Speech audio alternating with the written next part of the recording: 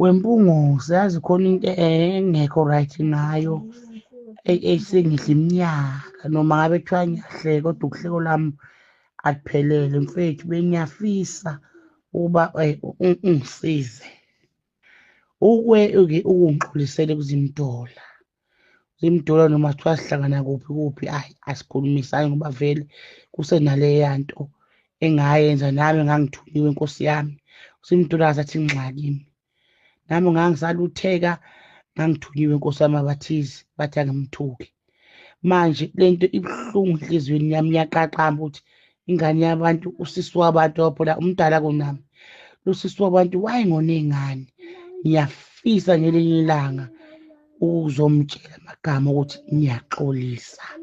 uxolisa kwami izimdola ngeke ngiluze lutho ngeke ngiluze mavuwazi ngeke ngiluze malax kuphela nje ukuthi ngizehlise ngixolise kuye ngiyafisa ukuthi ngelinye ilanga uma ungathola ithuba ukuhlanganise nozimdola ngoba ngempela uMabiyela angaze ngixabane naye angaze ngibe nanxa naye ngaze nje asho lutho kimi nakancane ngabe sengikhuzwa abathize Nkosi yami nami ngangiseyingane ngiyafisa ukuthi ngelinye ilanga sihlale etafuleni nozimdola ngimtshele nje uzizwe ukuthi cha ngiyaxolisa mfowethu xolisa kakhulu ngeke ngakwenza noma ngeke kugqibeke ngakwenza kodwa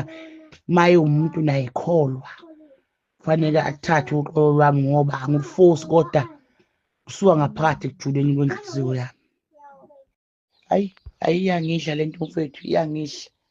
ngidla impela ukuthi ingane yomuntu ngazi isho lutho kimi ngithi noma ngimbona emcimbini ngifisa ukuthi awuthi ngiye kuye ngivele ngibucishe vele phakanye yomoya bese sigcine sesishuthu hayi sihlanganise mfowethu sihlanganise into iyangidla ngithunywa yinja amasimba ingane yomuntu engathi isho kimi